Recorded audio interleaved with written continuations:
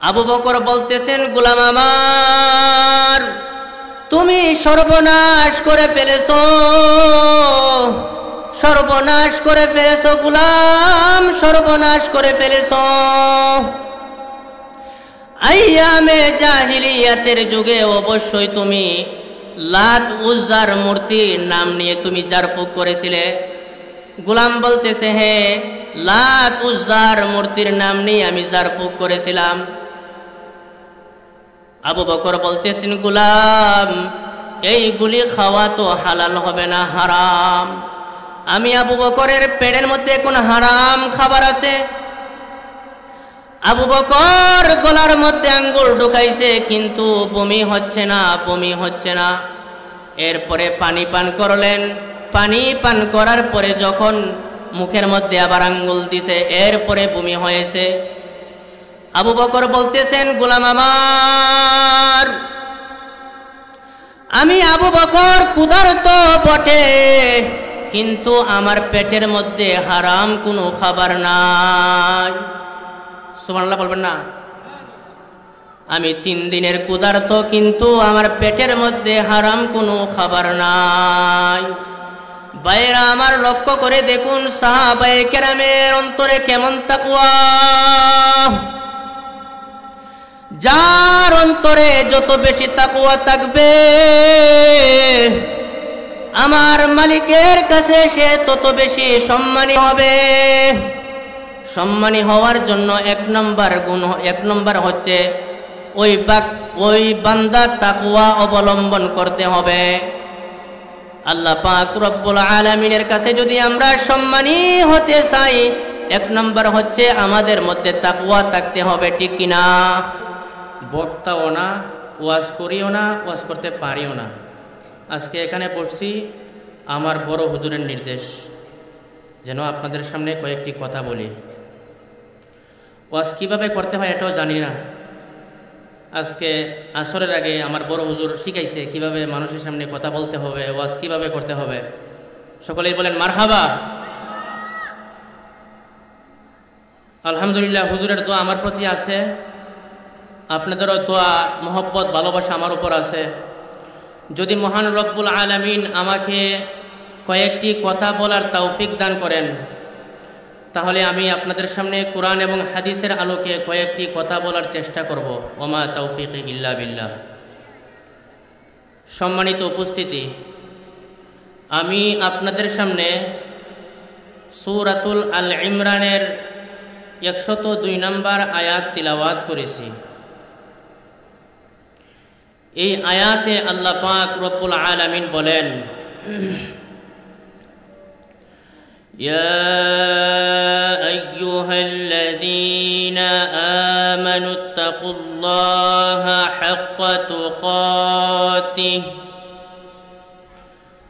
হাক্কা তুকাতিহি ওয়া লা তামুতুন্না ইল্লা ওয়া আনতুম মুসলিমুন।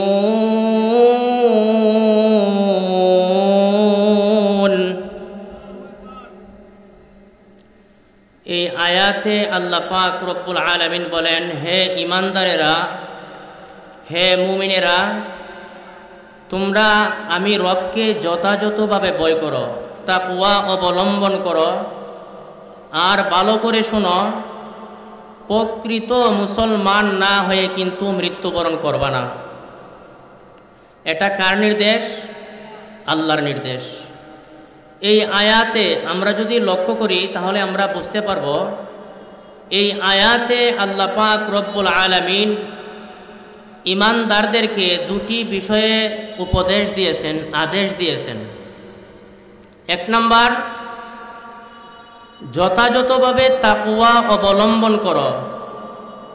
2 নম্বর, প্রকৃত মুসলমান না হয়ে মৃত্যুবরণ কইরো না। এবার আসেন আমরা জেনে নেই তাকওয়া কাকে বলে। আল্লাহ যে বলছেন যে প্রকৃত, আল্লাহ পাক রব্বুল আলামিন বলেছেন তোমরা যথাযথভাবে তাকওয়া অবলম্বন করো, রব্বুল আলামিনকে ভয় করো। আমরা জেনে নেই তাকওয়া কাকে বলে। হযরত উমর রাদিয়াল্লাহু তাআলা আনহু উবাই ইবনে কাব রাদিয়াল্লাহু তাআলা আনহুকে জিজ্ঞেস করলেন, হে উবাই ইবনে কাব, তাকওয়া কাকে বলে? তখন উবাই ইবনে কাব রাদিয়াল্লাহু তাআলা আনহু সোজাসুজি উত্তর না দিয়ে উমর রাদিয়াল্লাহু তাআলা আনহুকে পাল্টা প্রশ্ন করলেন, হে আমিরুল মুমিনিন, আপনি কি কখনো কাঁটাদার জঙ্গল দেখেছেন? উমর রাদিয়াল্লাহু তাআলা আনহু বললেন, হ্যাঁ দেখেছি। আপনি কি শুধু দেখেছেন নাকি এই কাঁটাদার জঙ্গল দিয়ে আপনি কখনো বিচরণ করেছেন, হাঁটাহাঁটি করেছেন? কয় হ্যাঁ, কাঁটাদার জঙ্গলের মাঝখান দিয়ে আমি বিচরণ করেছি। তখন উবাই ইবনে কাব রাদিয়াল্লাহু তাআলা আনহু বললেন, আপনি কিভাবে বিচরণ করেছেন? তখন উমর রাদিয়াল্লাহু তাআলা আনহু বললেন, আমি আমার নিজের কাপড়গুলোকে এমনভাবে গুটাইছি যেন আমি বিচরণ করলে কাঁটাদার জঙ্গলের মাঝখান দিয়ে যদি আমি বিচরণ করি, জঙ্গলের একটা কাঁটাও যেন আমার গায়ে না লাগে। সুবহানাল্লাহ বলবেন না? তখন উবাই ইবনে কাব রাদিয়াল্লাহু তাআলা আনহু বললেন, এটার নাম তাকওয়া। অর্থাৎ সারা দুনিয়াটা হচ্ছে কাঁটাদার একটা জঙ্গল, এবং দুনিয়ার যত গুনাহের আসবাব আছে এগুলো হচ্ছে কাঁটাদার জঙ্গলের গাছ, এবং দুনিয়ার মধ্যে যত গুনাহ আছে এই গুনাহগুলি হচ্ছে কাঁটাদার জঙ্গলের গাছের কাঁটা। এই জন্যে দুনিয়াতে চলতে ফিরতে নিজেকে এমনভাবে দুনিয়াতে চালাইতে হবে যেন আমার দ্বারাতে, আমার হাতের দ্বারাতে, আমার পায়ের দ্বারাতে, আমার চোখের দ্বারাতে কোনো একটা গুনাহ না হয়।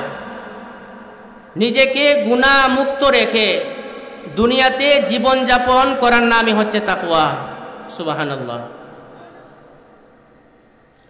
হযরত আলী রাদিয়াল্লাহু তাআলা আনহু বলেন, 4 জিনিসের নাম তাকওয়া।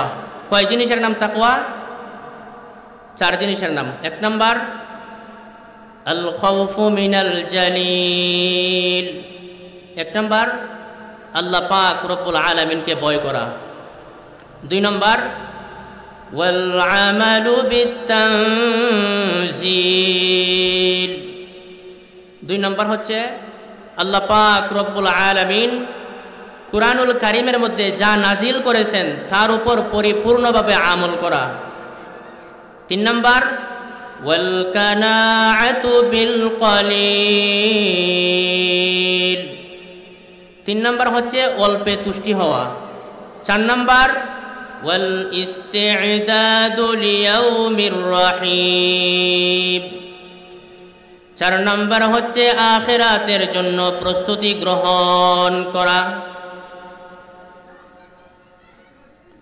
হযরত আলী রাদিয়াল্লাহু তাআলা আনহু বলেন, এই 4 জিনিসের নাম হচ্ছে তাকওয়া।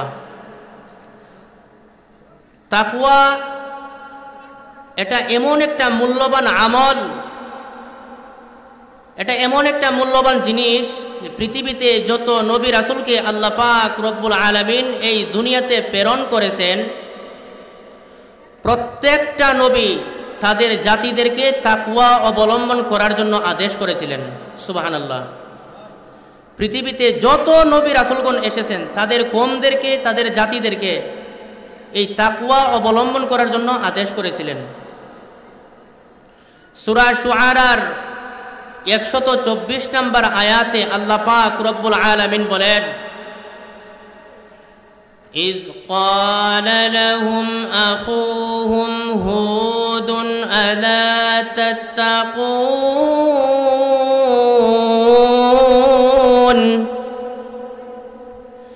তাদের ভাই হুদ আলাইহিস সালাতু ওয়াস সালাম তাদেরকে বলল, তোমরা কি তাকওয়া অবলম্বন করবে না? সূরা শুআরার 142 নম্বর আয়াতে আল্লাহ পাক রব্বুল আলামিন বলেন, إذ قال لهم أخوهم صالح ألا تتقون।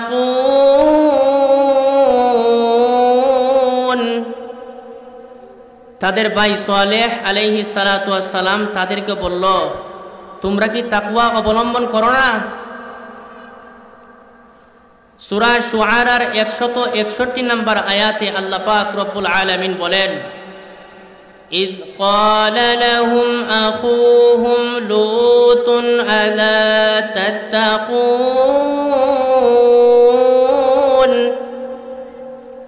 তাদের ভাই লূত আলাইহিস সালাতু ওয়াস সালাম তাদেরকে বলল, তোমরা কি তাকওয়া অবলম্বন করো না? সূরা শুআরার 177 নম্বর আয়াতে আল্লাহ পাক রব্বুল আলামিন বলেন, إذ قال لهم شعيب ألا تتقون।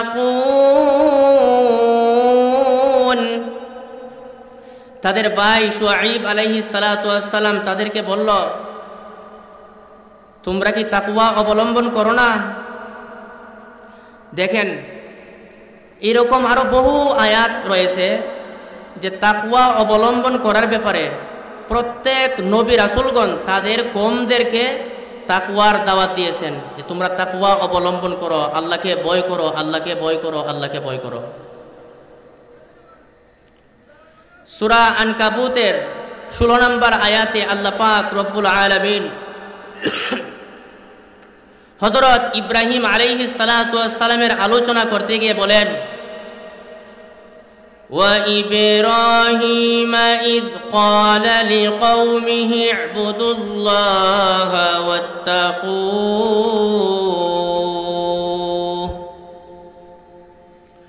হযরত ইব্রাহিম আলাইহিস সালাতু ওয়াস সালাম তাদের ভাইদেরকে বলল, তাদের কওমদেরকে বলল, তার জাতিদেরকে বলল, উবুদুল্লাহ, তোমরা এক আল্লাহর ইবাদত করো, তোমরা মূর্তির পূজা কইরো না, গাছের পূজা কইরো না, মাছের পূজা কইরো না, চন্দ্রের পূজা কইরো না, সূর্যের পূজা কইরো না, তোমরা এক মহান রব্বুল আলামিনের ইবাদত করো।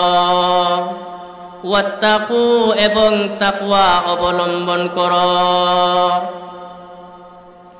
ইব্রাহিম আলাইহিস সালাতু ওয়াস সালামের কওম যখন মূর্তির পূজা করতে লাগলো, সূর্যের পূজা করতে লাগলো, চন্দ্রের পূজা করতে লাগলো, ইব্রাহিম আলাইহিস সালাতু ওয়াস সালাম যখন দেখলেন তার কওমেরা গুমরাহ হয়ে যাচ্ছে, মূর্তিকে সিজদা করতে লাগলো, মূর্তির ইবাদত করতে লাগলো, তখন ইব্রাহিম আলাইহিস সালাতু ওয়াস সালাম তার কওমদেরকে বলল, ওয়া ইব্রাহিম ইয ক্বালা লিকওমিহি ইবুদুল্লাহা ওয়াত্তাকু।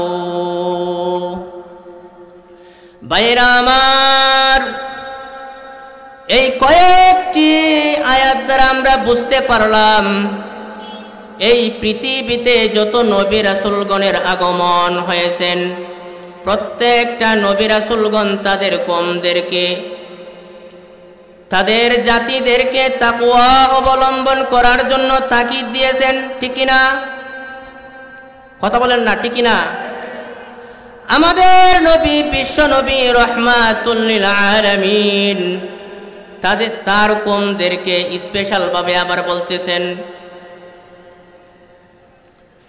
তিরমিজি শরীফের 816 নম্বর হাদিস, নবীজি বলেন, ইয়াখতুবু ফি হাজ্জাতিল ওয়াদা ফাকালা ইত্তাকুল্লাহা রাব্বাকুম ওয়া সাল্লু খামসাকুম ওয়া সুমু শাহরাকুম ওয়া আদ্দু যাকাতা আমওয়ালিকুম ওয়া আতিউ যা আমরিকুম ওয়া তাদখুলু জান্নাতা রাব্বাকুম। বিদায় হজের ভাষণে নবীজি সাল্লাল্লাহু আলাইহি ওয়াসাল্লাম সাহাবায়ে কেরামের সামনে ভাষণ দিয়েছিলেন। নবীজি বলতেছেন, হে আমার সাহাবায়ে কেরাম, সর্বপ্রথম নবীজি বলতেছেন, ইত্তাকুল্লাহা রাব্বাকুম, তোমরা তোমাদের পালনকর্তাকে ভয় করো, ভয় করো, ভয় করো। এরপরে নবীজি বলতেছেন ওয়াসাল্লু খামসাকুম, তোমাদের 5 ওয়াক্ত নামাজ আদায় করবে। নবীজি বলতেছেন তোমাদের রমজানের রোজা রাখবে, তোমাদের মালের যাকাত দিবে, তোমাদের আমিরের আনুগত্য করবে। যদি তোমরা এগুলো করতে পারো তাহলে শুনে রাখো তোমরা তোমাদের প্রভুর জান্নাতে প্রবেশ করতে পারবে। তো দেখেন এখানে নবীজি সাল্লাল্লাহু আলাইহি ওয়াসাল্লাম কয়েকটি আমলের আদেশ করেছিলেন। সর্বপ্রথম কোন আমলের আদেশ করেছেন? ইত্তাকুল্লাহা রাব্বাকুম। সর্বপ্রথম ওই নবীজি বললেন তোমরা তোমাদের পালনকর্তাকে ভয় করো, পালনকর্তাকে ভয় করো। তাহলে আমরা কি বুঝতে পারলাম? তাকওয়া অবলম্বন করার গুরুত্ব আছে কি আছে না? আল্লাহ পাক রব্বুল আলামিনকে ভয় করা দরকার কি দরকার না? কেমন দরকার? আজকে দুনিয়াতে যত চুরি, ডাকাতি, ব্যভিচার, জিনা সবগুলির মূল হচ্ছে আল্লাহ তাআলার ভয় মানুষের অন্তরে নাই।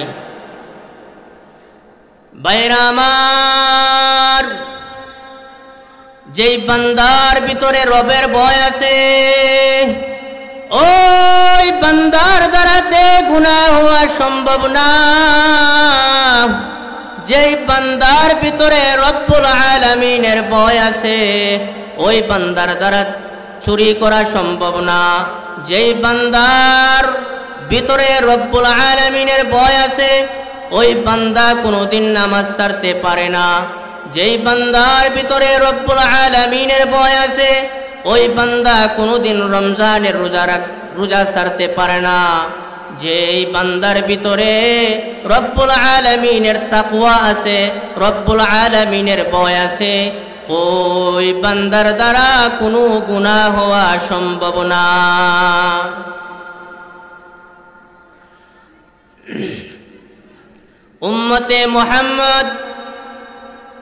উম্মতে মুহাম্মদের মধ্যে সবচেয়ে সম্মানিত ব্যক্তি হচ্ছে আবু বকর। উম্মতে মুহাম্মদের মধ্যে সবচেয়ে সম্মানী ব্যক্তিকে আবু বকর। কি কারণে আবু বকরের এত দাম হইল? কারণ আবু বকরের ভিতরে তাকওয়াল্লাহ সবার চেয়ে বেশি ছিল। আবু বকরের মনে আল্লাহ তাআলার ভয় সবচেয়ে বেশি ছিল। এরপরে সম্মানী ব্যক্তি হচ্ছেন উমর। আবু বকর ইমাম আহমদ ইবনে হাম্বলের বিশ্ববিখ্যাত কিতাব কিতাবুজ জুহুদ, ওই কিতাবের মধ্যে ইমাম আহমদ ইবনে হাম্বল রহমতুল্লাহি আলাইহি লিখেন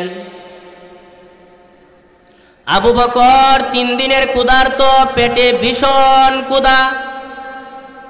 গোলামকে ডাক দিয়ে বলতেছেন গোলাম আমার পেটের মধ্যে ভীষণ ক্ষুধা, কিছু খাবার আমার সামনে আনো, খানা খাবো। গোলাম খানা নিয়ে হাজির হইল।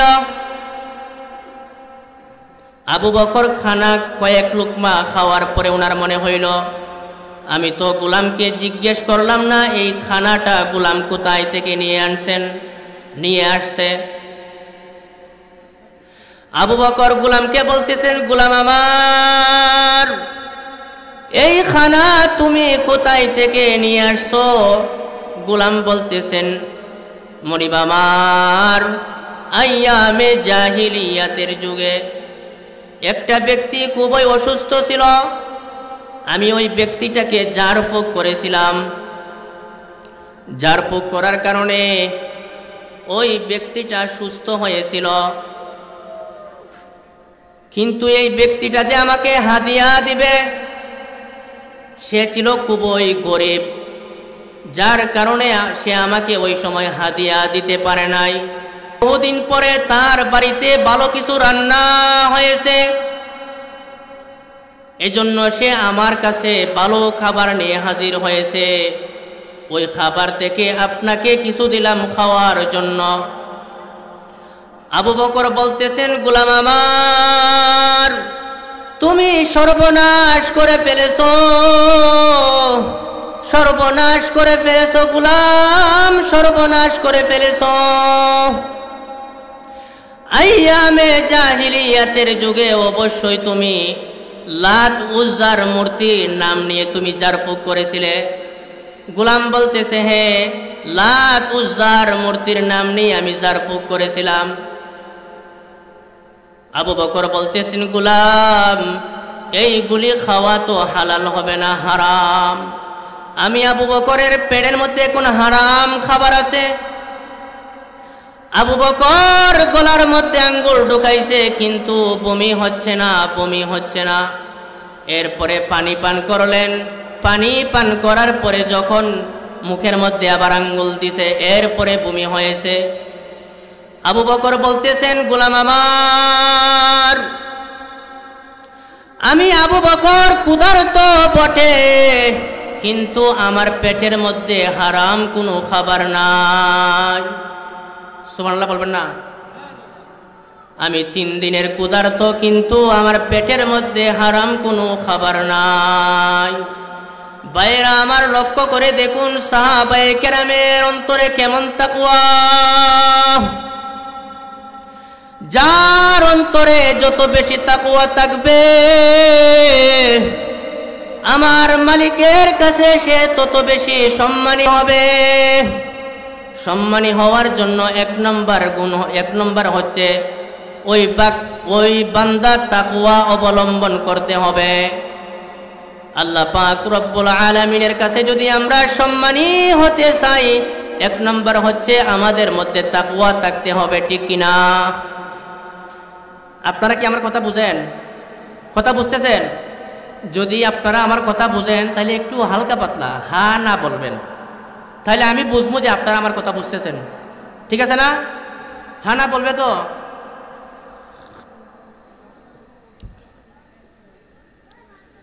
আমাদেরকে ফলো করতে হবে সাহাবায়ে কেরামকে। সাহাবায়ে কেরাম কিভাবে আল্লাহ পাক রব্বুল আলামিনকে ভয় করছে। উমর রাদিয়াল্লাহু তাআলা আনহু, উমর রাদিয়াল্লাহু তাআলা আনহু এর শাসন আমলে তিনি কোথাও সফর করতেছেন। মক্কা নগরীতে প্রচন্ড গরম। ঠিক দুপুরের সময় উমর রাদিয়াল্লাহু তাআলা আনহু মরুভূমি দিয়ে পাড়ি দিচ্ছিলেন। প্রচন্ড গরমের কারণে মক্কা নগরীর বালো, এই গরমের কারণে উমরের পানি তৃষ্ণা পেয়েছে। এদিক সেদিক তাকাইতেছে, কিন্তু কোথাও পানি দেখা যাচ্ছে না। হঠাৎ করে দূরে তাকাইছে, একটি মরুভূমি দেখতে পেলেন। মরুভূমির মধ্যে দেখতে পেলেন একটি ছাগলের পাল। ছাগলের পালের কাছে হাইটা হাইটা গেলেন। কথা বুঝতেছেন তো? ছাগলের পালের কাছে গেছে, গিয়া একজন রাখাল দেখতে পাইলেন। ছাগলের রাখালকে গিয়ে বলতেছেন, হে ছাগলের রাখাল, আমি খুবই তৃষ্ণার্ত, আমার খুবই পানি তৃষ্ণা পেয়েছে, আমাকে তুমি পানি পান করাও। তখন রাখাল বলতেছে, আমার কাছে তো পানি নাই, আমি কিভাবে আপনাকে পানি পান করাবো? তোমার কাছে তো ছাগলের পাল আছে, একটি ছাগল আমাকে দিয়ে দাও। যদি একটি ছাগল আমাকে দিয়ে দিতে পারো, তাহলে একটি ছাগলকে দহন করে দুধ বের করে আমি দুধ পান করতে পারবো। কথাগুলি খেয়াল করে মনোযোগ দিয়ে শুনেন। ছাগলের রাখাল বলতেছেন, হে পথিক, উনি যে উমর রাদিয়াল্লাহু তাআলা আনহু, রাখাল চিনতে পারছে না। তখন রাখাল বলতেছেন, হে পথিক, আমি ছাগলের মালিক না, আমি সাধারণ একজন রাখাল। মালিক বাড়িতে, মালিকের ছাগল আমি আপনাকে মালিকের অনুমতি ছাড়া দিতে পারবো না। উমর রাদিয়াল্লাহু তাআলা আনহু বললেন, হে ছাগলের রাখাল, তাহলে একটি ছাগল তুমি আমাকে দিয়ে দাও, আমি তোমাকে মূল্য দিয়ে দেই। কথাগুলি ভালো করে শুনেন, দেখেন সাহাবায়ে কেরামের অন্তরে কিরকম তাকওয়া। এরা যে আল্লাহ পাক রব্বুল আলামিনের কাছে এত দামি হইছে, কি কারণে এত দামি হইছে? তখন রাখাল বলতেছেন, হে পথিক, আমি তো আগেই বলেছি আমি এই ছাগলের মালিক না, মালিক বাড়িতে, তাহলে এই ছাগল আমি কিভাবে বিক্রি করব? উমর রাদিয়াল্লাহু তাআলা বলতেছেন, হে ছাগলের রাখাল, তোমার মালিক তো বাড়িতে আছে, তোমার মালিক এখানে উপস্থিত নাই। তুমি যদি একটি ছাগল আমার কাছে বিক্রি করে দাও, তোমার মালিক তো টের পাবে না, তোমার মালিক তো দেখবে না। রাখাল বলতেছেন, হে পথিক, আমার মালিক এখানে উপস্থিত নাই বটে,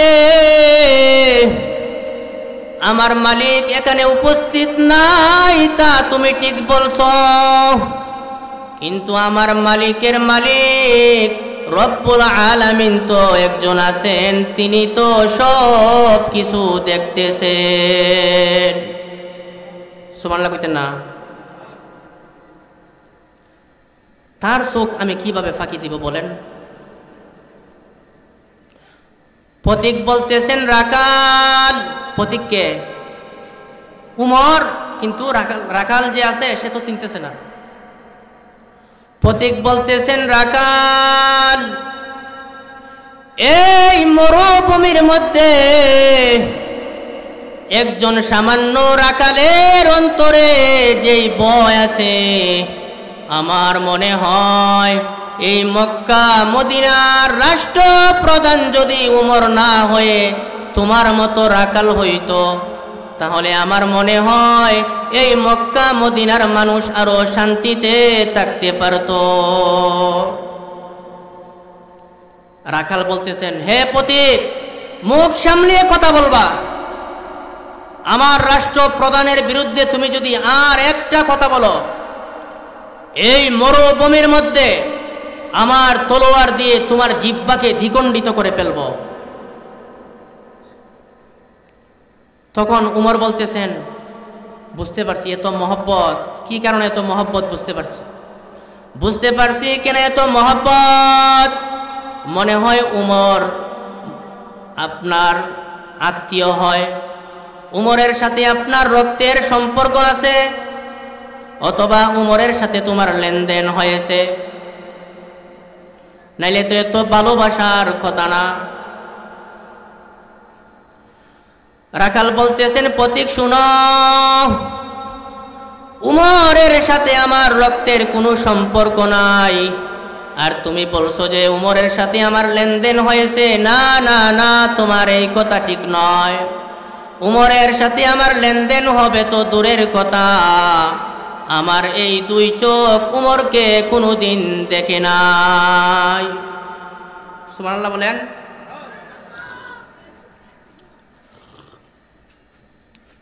উমরকে দেখছেন না, না দেখেই তো মহব্বত, না দেখেই তো ভালোবাসা। রাখাল বলতেছেন, হে এটাই হচ্ছে সত্যিকারের ভালোবাসা। কোনো মানুষকে ভালোবাসতে হলে তাকে দেখতে হয় না, না দেখেই ভালোবাসা যায়। পথিক শুনো, আমি আমার আমিরকে শুধু ভালোবাসি না, প্রতিদিন যখন আমি তাহাজ্জুদের নামাজের সময় উঠি, নামাজ আদায় করে আমি যখন মুনাজাত করি, মুনাজাতে চোখের পানি ফালাইয়া ফালাইয়া ফালাইয়া আমার আমিরের জন্য আমি আমার রব্বুল আলামিনের কাছে দোয়া করি। আল্লাহ রাসূল সাল্লাল্লাহু আলাইহি ওয়াসাল্লাম বলেছেন, যেই রাষ্ট্রের মধ্যে চারটি গুণ থাকবে, চারটি আমল থাকবে, নবীজি বলেন ওই রাষ্ট্রকে আল্লাহ পাক রব্বুল আলামিন স্বয়ং নিজে সাহায্য করবে। সুবহানাল্লাহ বলেন। যেই রাষ্ট্রের জনগণের মধ্যে চারটি আমল থাকবে, দুনিয়ার কোনো মানুষ সাহায্য করতে হবে না, ডোনাল্ড ট্রাম্পের সাহায্য করতে হবে না, নরেন্দ্র মোদীর সাহায্য করতে হবে না, কারো সাহায্য করতে হবে না। 4টি আমল যদি কোনো রাষ্ট্রের মধ্যে থাকে, সেই রাষ্ট্রকে কে সাহায্য করবে? আল্লাহ। 4টি আমলের মধ্যে 1 নম্বর আমল, যেই রাষ্ট্রের মধ্যে ইনসাফের বিচার থাকবে, ইনসাফের বিচার থাকবে। কিসের বিচার? আমাদের দেশে মনে হয় ইনসাফের বিচার খুব আছে, আছে। 2 নম্বর, ইলম শিক্ষার জন্য অগাধ অনুমতি থাকতে হবে, কোনো বাধা বিপত্তি থাকতে পারবে না। 3 নম্বর, যারা ধনী আছে গরিবকে পুঙ্খানুপুঙ্খানুভাবে যাকাত দিতে হবে। 4 নম্বর, যে রাষ্ট্রের গরিব জনগণ তার আমিরের জন্য দোয়া করবে। এই 4টি আমল যেই রাষ্ট্রের মধ্যে থাকবে, আমার আপনার নবী বলেন ওই রাষ্ট্রকে দুনিয়ার কোনো মানুষ সাহায্য করতে হবে না। 4টি আমল যদি থাকে, রব্বুল আলামিন সেই রাষ্ট্রকে সাহায্য করবে। সুবহানাল্লাহ বলবেন না? সুবহানাল্লাহ। আমাদের দেশে 4টি আমল আছে কি না আমি জানি না, তবে একটা আমল আছে। সেটা কি? দোয়া। দোয়া, রাষ্ট্রপ্রধানের জন্য যে দোয়া, এই দোয়াটা আছে, ঠিক কিনা? আল্লাহু আকবার। মাজলুমের দোয়া চলতেছে, চলতেছে, আরো চলবে। সাবেক রাষ্ট্রপ্রধান নিরীহ আলেম উলামাকে, মাজলুম আলেম উলামাকে কি পরিমাণ জুলুম করছে। মাজলুমের দোয়া এখনো আছে, অতীতে ছিল, বর্তমানে আছে, ভবিষ্যতেও থাকবে। অন্যায়ভাবে কি পরিমাণ আলেম উলামাকে নির্যাতন জুলুম করছে। হক কথা বললেই বলে জঙ্গি, হক কথা বললেই বলে এই হুজুর জঙ্গি, ওই আলেম জঙ্গি। হেরে ধরো, দইরা জেলে বলো, দইরা দইরা হাত বান্ধা পা বান্ধা জেলে বড়। অপরাধ কি? বলে জঙ্গি। আলেম ঘুমাইতেছে, ঘরের মধ্যে দরজা লাগাইয়া ঘুমাইতেছে, দরজার মধ্যে কারাঘাত করছে। দরজাগুলো কি হয়েছে? কয় জেলে ঢুক। অপরাধ কি? কয় তুই জঙ্গি। কয় মানে আমি কি করলাম? কয় তুই হক কথা কেলে কস, সত্য কথা বলা যাইব না। করছে কি করছে না? এই মাজলুমের দোয়া আল্লাহ বিফলে দিবেন না। খেলা তো মাত্র শুরু। কই গেল তোমার ক্ষমতা? ক্ষমতা চিরস্থায়ী না, ক্ষমতা চিরস্থায়ী না। মাজলুমের দোয়া আল্লাহ পাক রব্বুল আলামিন বিফলে দিবেন না। ভাইরা আমার, আমরা যদি আল্লাহ পাক রব্বুল আলামিনের কাছে সম্মানী হতে চাই, আমাদের 1 নম্বর গুণ হচ্ছে তাকওয়া থাকতে হবে। তাকওয়া নামক গুণটা যেই মানুষের অন্তরে থাকবে, ওই মানুষটা আল্লাহ পাক রব্বুল আলামিনের কাছে সম্মানী হয়ে যাবে। ভাইরা আমার, আমি আয়াতের মধ্যে বলেছিলাম, এই আয়াতে আল্লাহ পাক রব্বুল আলামিন 2টা বিষয়ে আদেশ করেছেন। 1 নম্বর, তাকওয়া অবলম্বন করো যথাযথভাবে। 2 নম্বর, মুসলমান না হয়ে মৃত্যুবরণ কইরো না। মুসলমান কাকে বলে আমরা জানি না। আমরা মনে করি মুসলমানের ঘরে জন্ম নিলেই মুসলমান হওয়া যায়,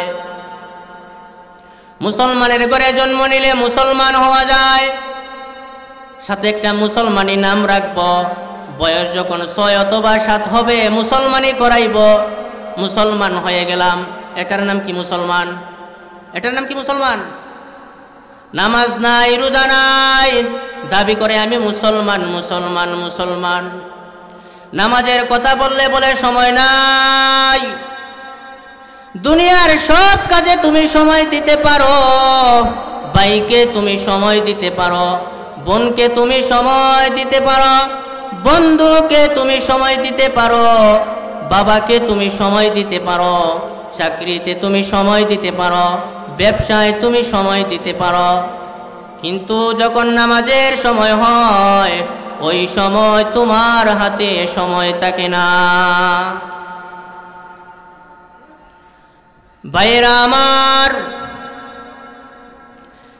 হাসরের মাঠ যখন কায়েম হয়ে যাবে, এমন একটা অবস্থা হয়ে যাবে কেউ কারো চিনবে না, কেউ কাউকে চিনবে না। বাবা ছেলেকে চিনবে না, ছেলে বাবাকে চিনবে না, ভাই ভাইকে চিনবে না, ভাই বোনকে চিনবে না, বন্ধু বন্ধুকে চিনবে না, বন্ধু বান্ধবীকে চিনবে না। কেমন একটা অবস্থা হবে, সবার জবানে থাকবে ইয়া নফসি ইয়া নফসি ইয়া নফসি।